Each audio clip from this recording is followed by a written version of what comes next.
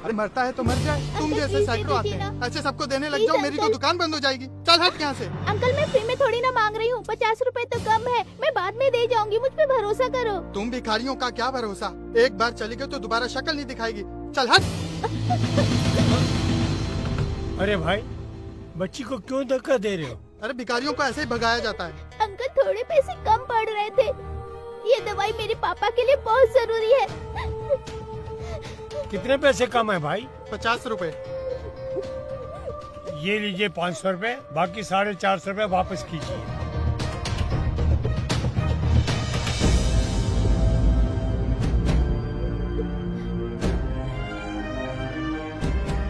ये ले बेटा, पैसे भी ले जा बेटा, तेरे काम आएंगे। बेटा जल्दी से घर जा, अपने पापा को ये दवाई दे। Thank you uncle. जा। इस लड़की का बाप मरे ना मरे, लेकिन ये बुड्ढा जरूर मरेगा, ऐसे परोपकार करता रहा तो।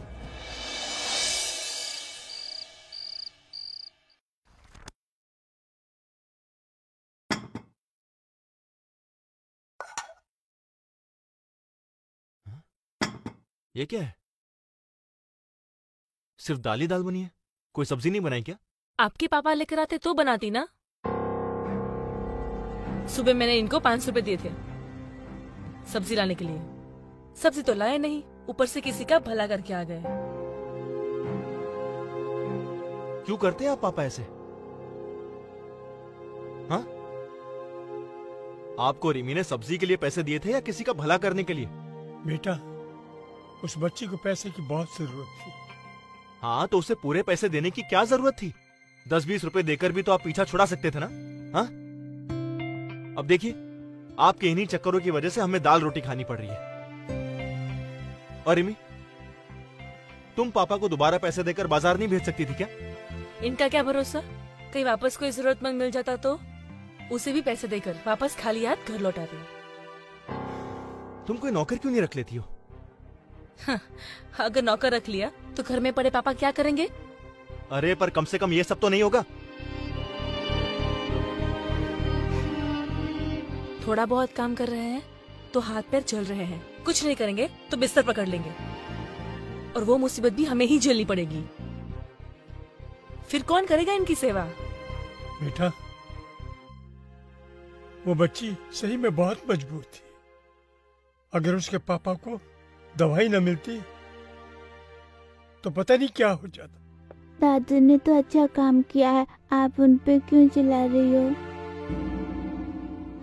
मेरी टीचर कहती है जो नीडी पीपल की हेल्प करता है वही गॉड होता है। सनी, बड़ों के बीच में बोलना बैड मैनर्स होता है। देखो, कल सुबह मुझे ऑफिस जल्दी पहुंचना है, इसलिए कल सुबह दादू ऑटो से स्कूल छोड़ने जाएंगे, ठीक है? चलो जल्दी से अपना खाना फिनिश करो और जाके सो जाओ। आपका बेटा तो दाल को हाथ भी नहीं लगाता, आज इसे भूखा ही सोना पड़ेगा। मम्मी, टीचर कहती है पल्सेस में खूब विटामिन होते हैं, हमें खाने चाहिए। दाल तो मैं जरूर खाऊंगा। तो ठीक है, सभी आज दाल ही खाओ। दादू, कभी कभी दाल भी खानी चाहिए, सेहत के लिए अच्छी होती है। दो।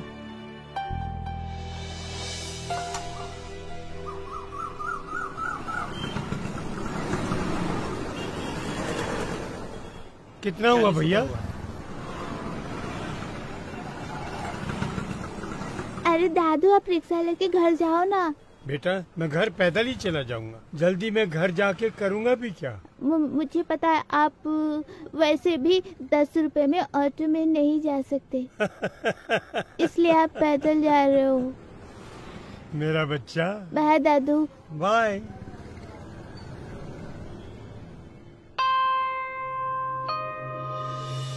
क्या हुआ बेटा? दादू, टीचर ने भी कहा था भगवान जब भी दुनिया में आए उन्हें लोगों ने बहुत दुख दिया, लेकिन भगवान तो नीडी पीपल की हेल्प करते हैं, तो पीपल उनको क्यों दुख देते हैं? बेटा, जब इंसान किसी दूसरे इंसान के काम आएगा तो भगवान को यहाँ आने की जरूरत ही नहीं पड़ेगी। हमारे अंदर इंसान का दिल होना चाहिए, हाँ दादू, और मुझे यकीन है कि तुम भी नीडी पीपल की हेल्प करोगे। मैं भी नीडी पीपल की हेल्प करूँगा। मैं आप जैसा ही बनूंगा। हाँ, मुझे पता है बेटा। चलो बेटा।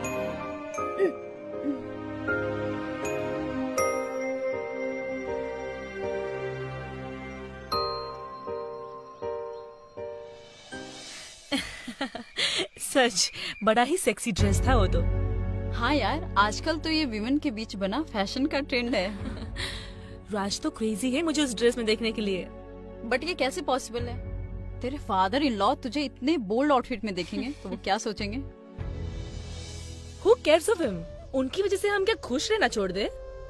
ये बूढ़े लोग होते ही है हमारी खुशियों में आग लगाने के लिए। बट तू है बहुत लकी यार जो तुझे राज जैसा हस्बैंड मिला है। मेरे घर में देख, मेरे ससुर की चलती है, चाहे वो सही हो या गलत।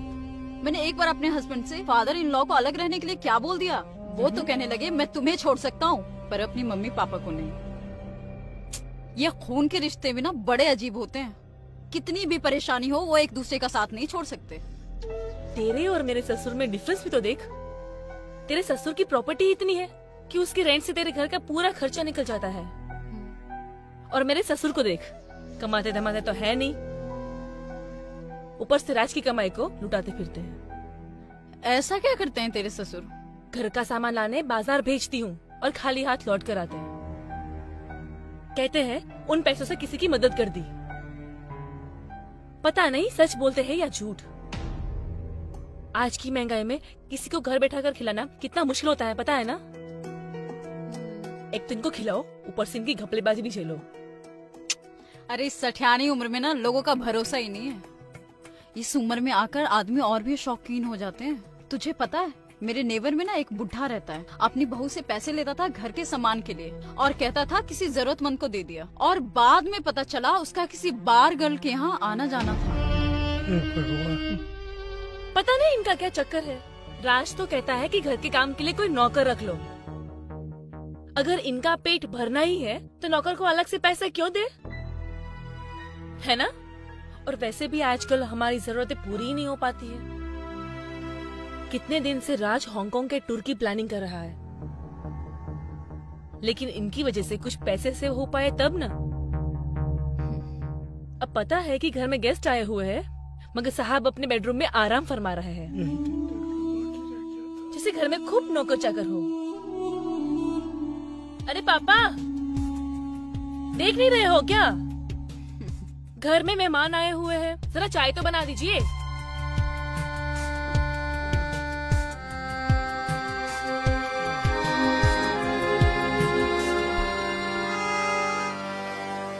अरे छोड़ना, बुलाते रहेंगे। और बता, तूने और कौन सी ड्रेस देखी?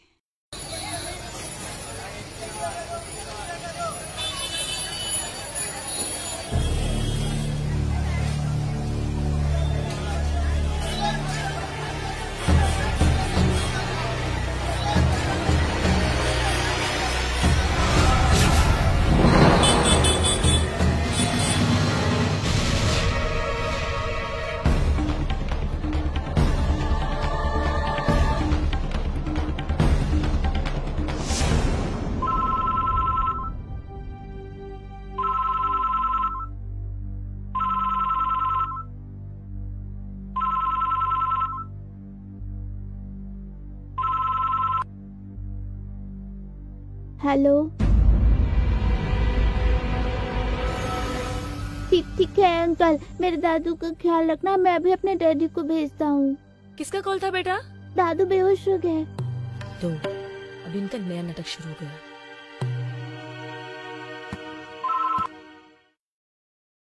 हेलो हेलो बेटा, डैडी।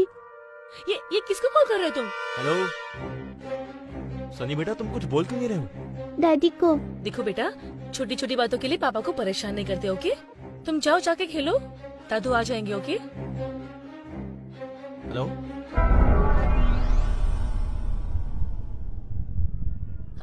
हेलो राज, मैं रिमी बोल रही हूँ। हाँ रिमी, क्या हुआ? सनी इतना घबराया हुआ क्यों है? सब ठीक तो है ना? कुछ नहीं बेबी, तुम्हें तो पता है ना कि वो छोटी छोटी बातों के लिए कॉल करता रहता है। तुमने मूवी की टिकट्स बुक कर ली है ना? डार्लिंग, संडे को तो मैं सिर्फ तुम्हारी ड्यूटी करता हूँ, तो ये बात कैसे बोल सकता हूँ मैं?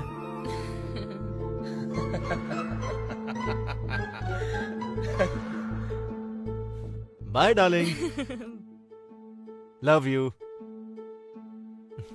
क्या हुआ बे? तू क्यों इतना हंस रहा है? तेरी शादी होने दे, फिर देखता हूं मैं तू कैसे हंसता है। यार मुझे एक्चुअली ये समझ नहीं आता कि लोग अपनी वाइफ से इतना खौफ क्यों खाते हैं। वो खौफ इसलिए खाते हैं क्योंकि लड़कियां ना वाइफ बनते ही शेरनी हो जाती है और लड़के डॉगी। अगले महीने तू भी कुत्ता ही बनने वाला है, डन, डन, याद रखना ये बात। डन।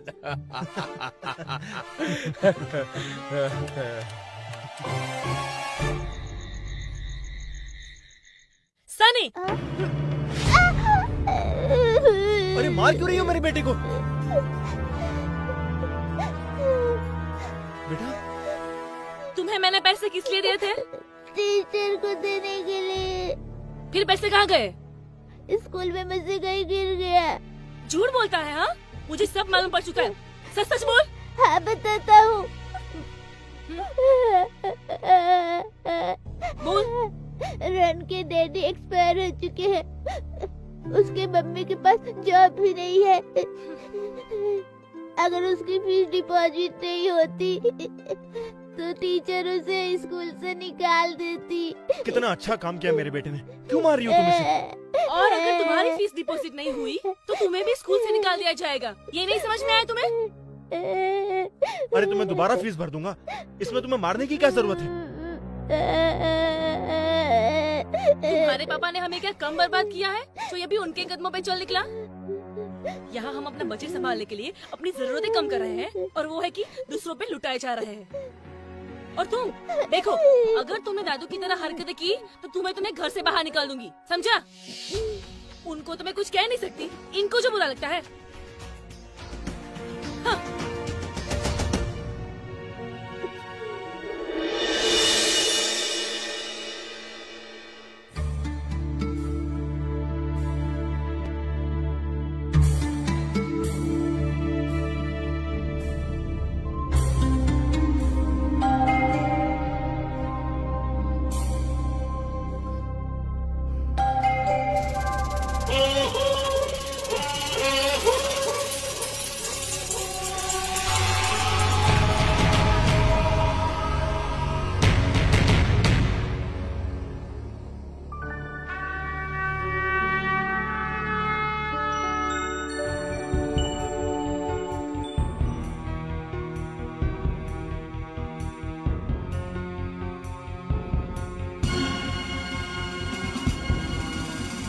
पैसे लाए तो मैं कहाँ चले गए?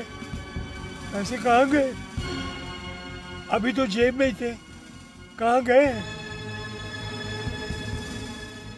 हे भगवान, वैसे ही मेरे साथ इतनी परेशानियां लगी हुई हैं, अब क्या होगा? अंकल जी हट जाइए ना, मुझे देर हो रही है। अंकल साइड में खड़े होकर के देखिए ना, दूसरे को क्यों तकलीफ दे रहे हैं? देखिए अंकल, साइड हो जाइए, साइड हो जाइए।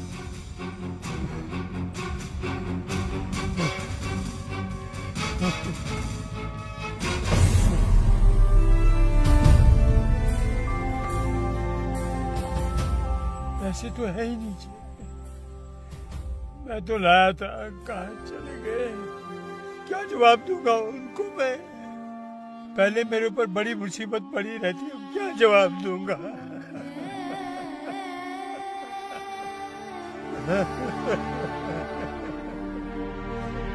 हे राम, हे राम।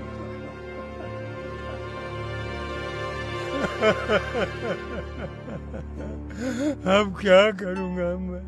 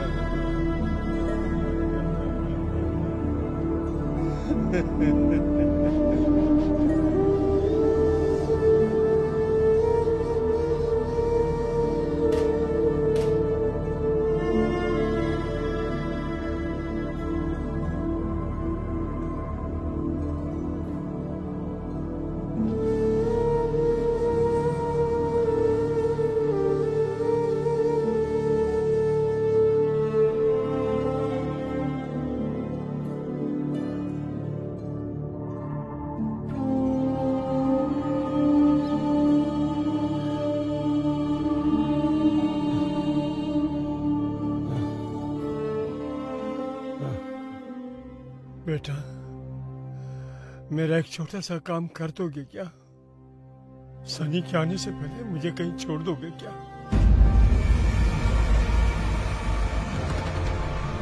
कहाँ जाना चाहते हैं? बेटा, मैं चाहता हूँ कि मेरी बाकी की जिंदगी किसी वृद्ध आश्रम में मेरी उम्र के लोगों के बीच कटे। मेरे यहाँ साथ रहने से तुम लोगों को परेशानी होती है। मैं नहीं चाहता मेरे बच्चों की खुशी में मेरी वजह से खलल पैदा हो। वैसे भी मेरा शरीर थक गया। अब मैं आप लोगों के किसी काम का नहीं रहा। तुम लोगों पर मैं बोझ बनकर नहीं जीना चाहता।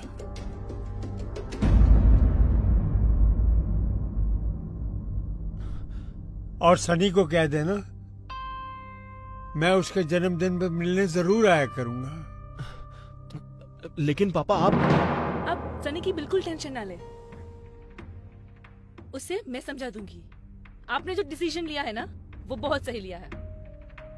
और वैसे भी आजकल आपके साथ रहकर वो बहुत बिगड़ गया है, हमारी कोई बात नहीं सुनता। और वैसे भी राज, पापा ने जो डिसीजन लिया है ना, वो बहुत सही लिया है। वो वहाँ खुश रहेंगे और हम यहाँ।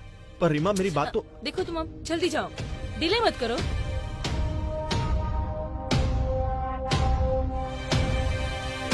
अरे पापा, आपने कुछ सेविंग की थी क्या,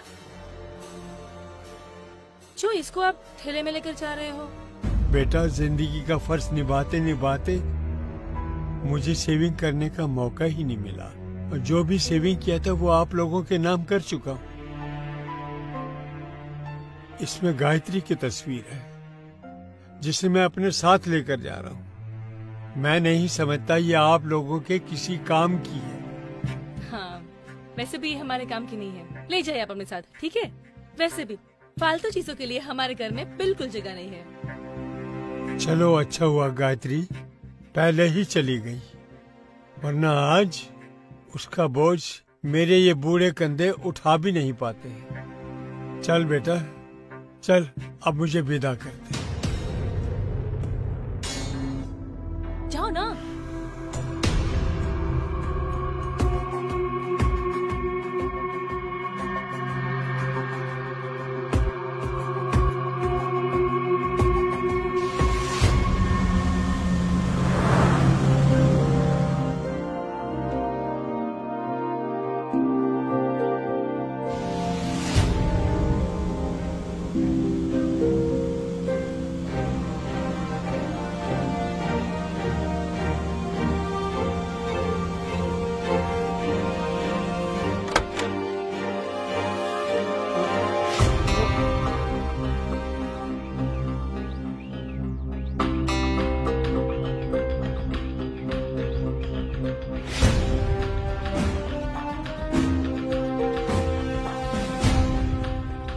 चल गायत्री, हमारी किस्मत में नियति ने ये जगह पहले से ही निश्चित कर रखी है।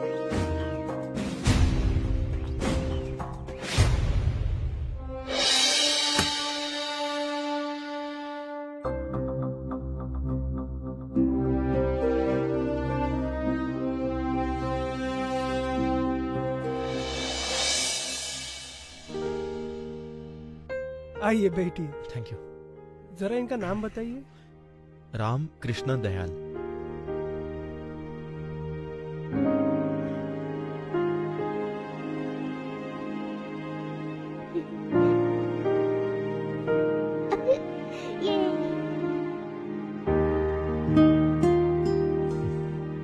अरे वाह, मैं ये पहला आश्रम देख रहा हूँ जहाँ बूढ़ों और बच्चों को एक साथ सहारा मिला है। जी हाँ, दोनों अपने अपने घर वालों को मिस ना करे, इसलिए दोनों के लिए एक ही आश्रम बना है। यहाँ दादा दादी अपने पोती और पोतियों को पाल लेते हैं और पोते पोतियाँ अपने दादा दादी को। क्या बात है।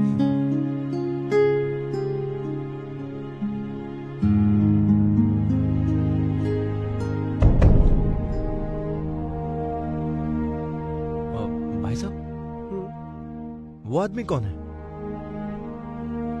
जिससे मेरे पापा बात कर रहे हैं? कौन ये? हाँ, ये तो यहाँ के मैनेजर साहब है।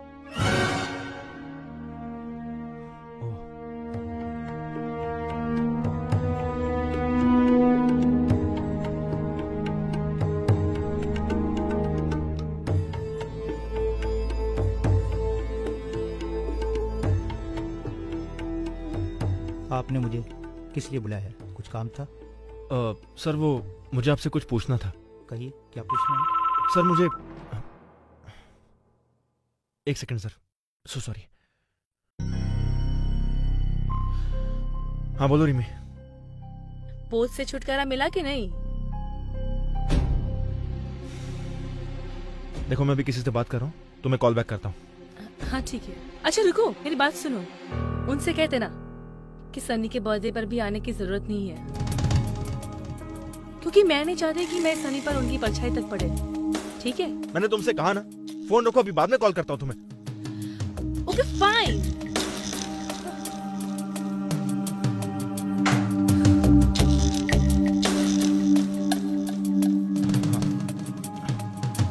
So sorry sir.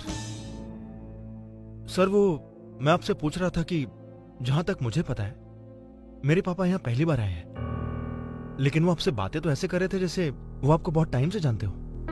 बड़ी पुरानी पहचान है इस जगह से उनकी, मुझे अच्छी तरह से याद है।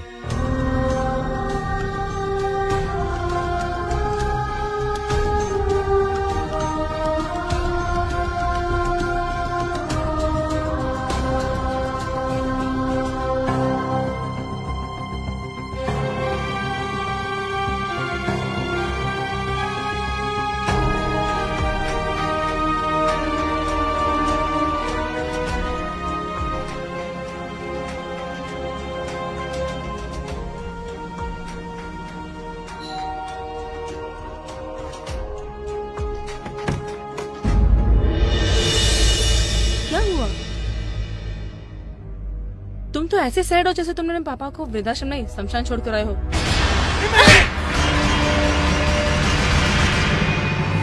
तुमने अपने बाप के लिए मुझ पे हाथ उठाया? वो बाप नहीं है, भगवान।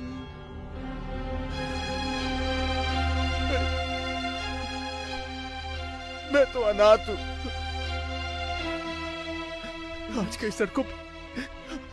आज कई सड़कों पर भीख मांग रहा होता।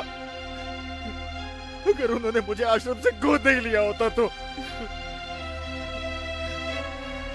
उन्होंने मुझे कभी एहसास नहीं होने दिया कि मैं उनका खून नहीं हूं।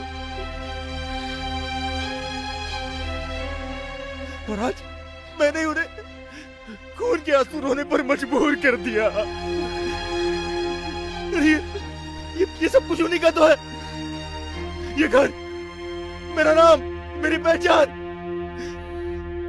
यहां तक कि तुम भी। क्या तुम्हारे पापा मुझे अनाथ को तुम्हें सौंप दे? बोलो। ये तुम्हें कैसे पता चला? किसने बताया तुम्हें ये सब?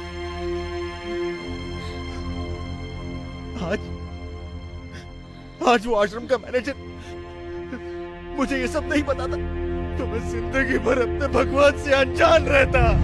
बड़ी पुरानी पहचान है इस जगह से उनकी, मुझे अच्छी तरह से याद है कि वो आज ही का दिन था। आज से 30 साल पहले वो अपनी पत्नी के साथ यहाँ एक अनाथ बच्चा गोद लेने के लिए आए थे। वो जरूर तुम ही हो बेटा। किस्मत का खेल देखो, आज ही के दिन वो तुम्हें यहां से गोद लेकर गए थे और आज ही के दिन तुमने यहां पर छोड़ने आए हो। खून खून में फर्क पैदा कर दिया है तुमने। आज तुमने दिखा दिया कि अपना खून अपना ही होता है। अगर तुम उनका खून होते तो कभी इन्हें खून के आंसू नहीं रुलाते। सच तो ये है कि मैंने उनको तकलीफ पहुंचाने में कोई कमी नहीं चाहती। मैं एक अच्छी बहू और एक अच्छी पत्नी कभी बन ही नहीं पाई। मैंने ही तुम्हें उनके खिलाफ भड़काया। मुझे माफ कर दो राज, मुझे माफ कर दो।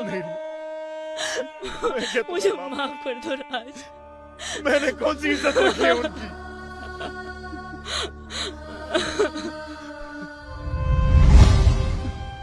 मैं उनके पैरों में गिरकर बहुत रोया, बहुत गिड़गिड़ाया, और हमने उन्हें इतनी तकलीफें दी है कि अब हम उनका प्यार कभी वापस नहीं पा सकते।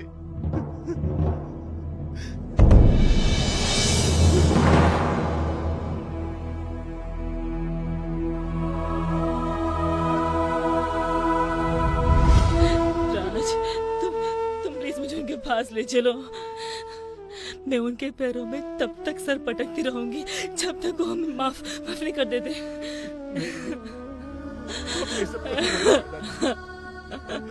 वो हमारे पास कभी नहीं आएंगे, कभी नहीं आएंगे। सरप्राइज! मम्मी, डैडी, दादू। पापा, पापा हमें माफ कर दीजिए। पापा हमें माफ कर दीजिए। मुझसे बहुत बड़ी माफ कर दीजिए पापा। मैंने बहुत बुरा बर्ताव किया है आपके साथ। मैं माफी के लायक नहीं हूँ। आपने जिंदगी भर बोझ उठाया, और आज जब आपको जरूरत है तो मैंने आपको ही बोझ समझ लिया। आपने मुझे ये कभी एहसास नहीं होने दिया कि मैं आपकी औलाद नहीं। जिस औलाद को अपने बेटे की तरह जिंदगी भर प्यार दिया, अब उससे नाराज होकर उसके सिर से पिता का साया मत हटाइए। देखिए पापा, अगर आपने मुझे माफ नहीं किया ना, तो मैं अपने आप को ऐसी सजा दूंगा कि आपको मेरा बोझ एक बार फिर उठाना पड़ेगा, अपने कंधों पर रखकर मुझे शमशान तक पहुंचाने का। ऐसा मत बोल बेटा, ऐसा मत बोल बेटा। तुम बच्चों की सदी में बना जी रहा हो। तुम मेरी जिंदगी में नहीं होते तो मैं गायत्री के साथ ही इस दुनिया को अलविदा कह दिया होता। उसने मुझसे वादा लिया था कि मेरे बेटे की आंखों में कभी आंसू मत आने देना। आज मैं तुमको रुलाकर मैं उसका गुनाहगार बन गया बेटा। अब मुझसे ये गुनाह नहीं होगा। मैं खुद तो तकलीफ उठा सकता हूँ, मगर गायत्री से लिया वादा मुझसे ना तोड़ना बनेगा। बस तुम लोगों से एक ही विनती है, जब तक मैं जिंदा हूँ मेरे पोते को मुझसे दूर मत करना कभी। मैं भी जहाँ दादू कहते वहाँ मुझे मेरे हर बर्थडे पे ले जाया करते थे। मुझे पता था दादू वहाँ जरूर मिलेंगे। मैं जाके अपने दादू को ले आया। मेरा राजा सनी बेटा, इसमें मेरी जान है। मैं इसके बिना जी नहीं पाऊंगा।